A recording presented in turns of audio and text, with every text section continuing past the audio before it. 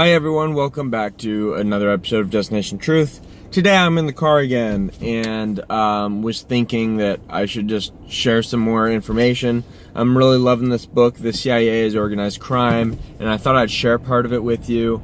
I'm learning a lot, and I understand that there's tons of people out there that really crave this information, that they just don't have time to do the legwork themselves. So, if nothing else, maybe my channel can also start gearing a little bit towards that, because there are so many great truthers out there these days that are studying every little message coming out of QAnon and such. So I need to take a different angle, and this is part of it. So what I'm about to share with you right now is basically the kind of terrifying reality that we live in here in the United States facing the CIA, and the comparison I make with the Soviet KGB. Because if you've read The Gulag Archipelago by Alexander Solzhenitsyn, you'll know that what happened in the Soviet era was basically the KGB had quotas, just like everyone else in the country, because quotas were how the central government was determining efficiency and the production of resources and distribution of labor and such. So they use these quotas for everything, literally how many shoes are made, how many water bottles are filled each day, etc., etc. And so, it leads to a lot of inefficiency, but at the same time, it's the only way by which they were able to pretend to be efficient. So point being is, for the KGB, that means if you're running off of quotas, then they no longer can focus on quality of work, and what they have to do is basically arrest a certain number of people regularly just to meet their quotas, so that they themselves don't get fired or sent off to gulags for the same reason that they're arresting people, which is simply that they might be politically dissidents or something. So millions of people out there were locked up, sent to gulags, never to see their family or hear from their family ever again. And out in these gulags in Siberia, they froze to death. Literally millions of people froze to death out there, doing terrible, almost meaningless work. They were slave labor for the Soviet Union to get things like uranium out of the ground, to get raw ore, to get asbestos, a resource which is very soft and good for insulation, but it's actually very cancerous. For example, by the way, the asbestos industry is still extremely healthy in Russia, which is kind of funny. But anyways, moving on, I digress. Let's get straight into the audio clip from the book, and then I'm gonna compare that again with Soviet Russia. Organization, the Bureau of Narcotics, which was created in 1930. It had a $3 million budget and 300 agents up until 1968. Now there are 600 agents in New York City alone, and the industry is so profitable that Congress gives the DEA around $20 billion annually. It has something called the Special Operations Division, which was featured by Reuters a couple of days ago. The DEA's Special Operations Division was created in 1994 to go after Pablo Escobar.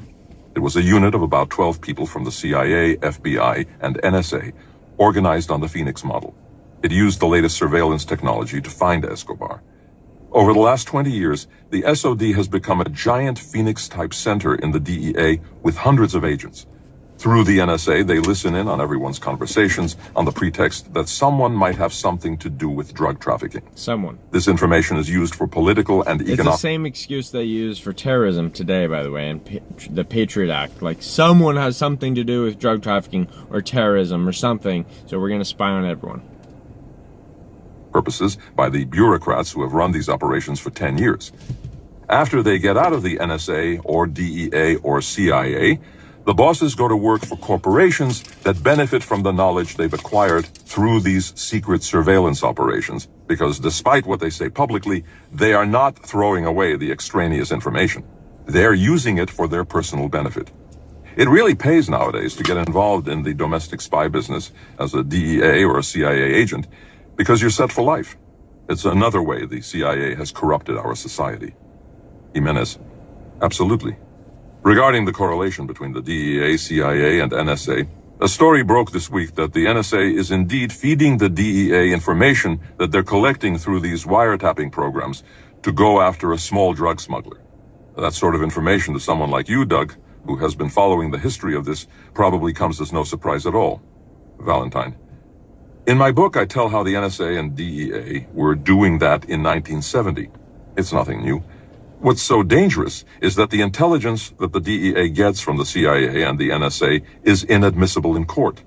The CIA can promote a drug trafficker and use him as an agent simply by wiretapping him. If the CIA wiretaps a drug trafficker, the DEA can't take him into court, and the guy has a license to deal. At first, the DEA was upset, but after 10 years, the executives saw the writing on the wall and joined in the fun and games.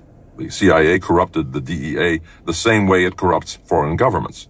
The CIA is corrupting the NSA and the military in the same fashion. It corrupts our bureaucracies the same way it corrupts foreign governments. They say it's for national security, but really it's for the money. It's gotten to the point where the Justice Department allows the DEA to lie. They can't say they acquired the evidence from a CIA wiretap, which they did, so they say they acquired it from a confidential informant whose name they say they can't reveal. Kind of sounds like how the CNN gets their information these days. Confidential informants, they don't actually have sources. But anyways, as you can see, this is like a capitalistic version of the KGB. But I gotta keep going. The bombshell of what he says is just coming up here. Present that fiction as evidence in court. The judges, who've also been corrupted, won't ask where it came from, and the defendant goes to jail for 20 years. The moral to the story is that you don't have to commit a crime anymore to go to prison. The law enforcement agencies can frame you and send you to prison for thinking bad thoughts.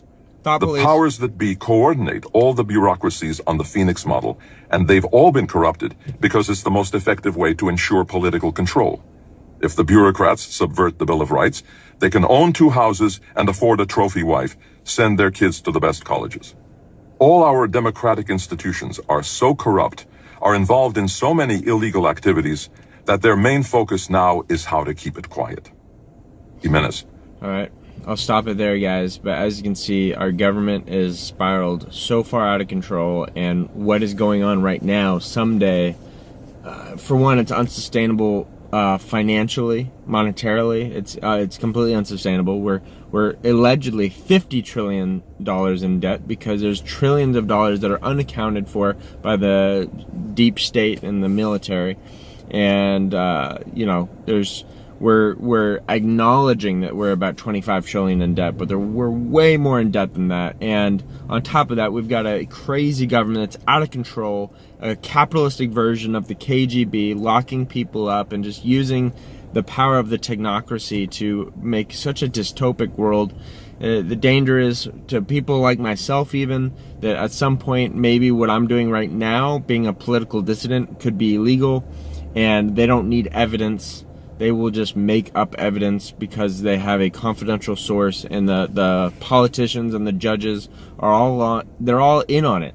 They're all benefiting from this stupid, evil system. So, you know, we need, as libertarians, hopefully you're all fellow libertarians if you follow this channel, as libertarians, we need to use blockchain to force our government to shrink. And hopefully, I know it'll probably bring an economic collapse for the dollar, but hopefully the U.S. government can survive to some extent. The Constitution is the most important part of it, and we can build up from there, hopefully. So anyways, guys, I hope you like this video. I hope you learned something about the very sinister state of the CIA and what they're doing, and how they can send you to 20, 25 years in prison, just like the KGB to the Gulag. So, you know, we need to really come together and make changes, and don't be arguing amongst each other over small things like, you know, what's better, a monarchy or anarchy, or, you know, what blockchain's the best. Like, I think all of us together kind of, you know, always keep in mind what our end goals are, because those things will unite us, and together we are strong. Anyways, I hope you learned something. Thank you for watching.